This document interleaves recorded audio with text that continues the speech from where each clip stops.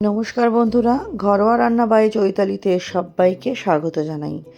আজকে আমি মাত্র 10 মিনিটে তৈরি হয়ে যায় দুর্দান্ত স্বাদের একটি ব্রেকফাস্ট রেসিপি নিয়ে চলে এসেছি, যেটা খেতে হয় দুর্দান্ত আর বানানোও কিন্তু ভীষণই সহজ। তার জন্য পুরো রেসিপিটি অনুরোধ করব প্রথম থেকে শেষ অবধি দেখার জন্য। স্কিপ করবেন না, স্কিপ করলে কিন্তু পুরো পদ্ধতিটা মিস হয়ে যাবে। ব্রেকফাস্টটা করার জন্য আমি এখানে দুটো মতো সেদ্ধ আলু নিয়েছি। সেদ্ধ আলুগুলো একটু ভালো মতো খোলা ছাড়িয়ে নিয়ে গ্রেটারের মাধ্যমে একটু গ্রেট করে নিচ্ছি। আপনারা দরকার পড়লে হাত দিয়েও ভাঙতে পারেন বা স্ম্যাশারগুলো যে আছে সেগুলো দিয়েও স্ম্যাশ করতে পারেন, যাতে কোনো মোটা ডেলা ভাব না থাকে সেই দিকে লক্ষ্য রাখতে হবে। তাই আমি একটু গ্রেটারে গ্রেট করে নিচ্ছি। গ্রেটারে গ্রেট করলে কি ডেলা ভাবটা থাকে না, সুন্দরভাবে গ্রেট হয়ে যায়। দেখুন আমার আলুটা সুন্দরভাবে গ্রেট হয়ে গেছে। এবার আমি একটা বাটি নিয়ে নিয়েছি, তার মধ্যে নেব এই কাপের হাফ কাপ মতো সুজি। হাফ কাপ মতো সুজি দিয়ে দিলাম। সুজিটা দেখুন আমি একটু একদম ছোটো দানা সুজি নিয়েছি। এটাতে আমি একদম ফুটন্ত গরম জল দিয়ে দিলাম। গরম জল দিয়ে চামচের সাহায্যে একটু নাড়িয়ে চাড়িয়ে নিলাম। দেখুন অনেকটাই ঘন হয়ে গেছে সুজিটা। দিয়ে সুজির মধ্যে আমি যে আলুটা গ্রেট করে রেখেছিলাম সেটা দিয়ে দেবো। এই ব্রেকফাস্টটা বা টিফিনে বানান, সন্ধ্যের স্ন্যাক্সে বানান, এতটাই দুর্দান্ত হয় খেতে। এটা আপনারা কোনো সসের সাথে বা কোনো রায়তার সাথেও খেতে পারেন। আলুটা দেওয়ার পর দিয়ে দিলাম চিলি ফ্লেক্স। চিলি ফ্লেক্সটা অবশ্যই বুঝে দেবেন। দিয়ে দিলাম স্বাদ অনুযায়ী নুন। আপনারা যদি বাচ্চা খায় তাহলে ঝালটা বুঝে দেবেন। দিয়ে দেবো হচ্ছে হলুদ। হলুদটা দিয়েছি কালারটা খুব সুন্দর আসে তার জন্য। আমি কাঁচা লঙ্কা দেবো এখানে দুটো মতো। আপনারা ঝালটা অবশ্যই বুঝে দেবেন, চাইলে কাঁচা লঙ্কাটা স্কিপ করতে পারেন। আমি কাঁচা লঙ্কা চিলি ফ্লেক্স দুটোরই ব্যবহার করেছি। কাঁচা লঙ্কাটা আমি কাঁচি দিয়ে যতটা ছোট হয় ততটা ছোট করে কেটে দিচ্ছি। আর দিয়ে দেবো এর মধ্যে চাট মশলা। চাট মশলাও আমি ছোটো চামচের আমি হাফ চামচ দিয়েছি। দিয়ে দেবো হচ্ছে কিছুটা ধনে পাতা। ধনে পাতাটা দিলে এটা দুর্দান্ত লাগে খেতে। এরপর এর মধ্যে আমি দিয়ে দেবো হচ্ছে আটা। আমি এটা আটা দিয়ে করেছি, গমের আটা। আপনারা চাইলে ময়দা দিয়েও করতে পারেন। আমি এটা আটা দিয়ে করেছি। আমি চামচের সাহায্যে আটা নিয়েছি।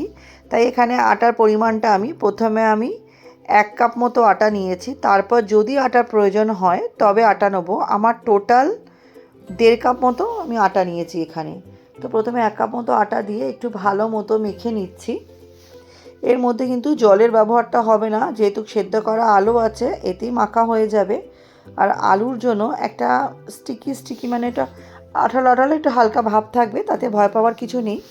পরের দিকে মাখতে মাখতে কী হবে, আটার সাথে সেটা চলে যাবে। কিছুক্ষণ রেস্টে রাখলেও হবে সেটা। দেখুন আমি আর একটু আটা দিয়ে দিলাম। আটাটা একবারে একসাথে অনেকটা দিয়ে দেবেন না, অল্প অল্প করে আটা দেবেন, যাতে আপনারা বুঝতে পারেন। এবার এটাকে মাখা হয়ে কিছুক্ষণ ঢাকা রাখলাম। কিছুক্ষণ ঢাকা রাখার পরে দেখুন এটা অনেকটা মসৃণ হয়ে গেছে। এবারে এটা আমি লেচি কেটে নেবো একটু, যেরকম করে আমরা মোমো করি না, একটা বড় মতো রুটি করে নিই, একটা বাটি বা গ্লাসের সাহায্যে কেটে কেটে গোল করে নিই।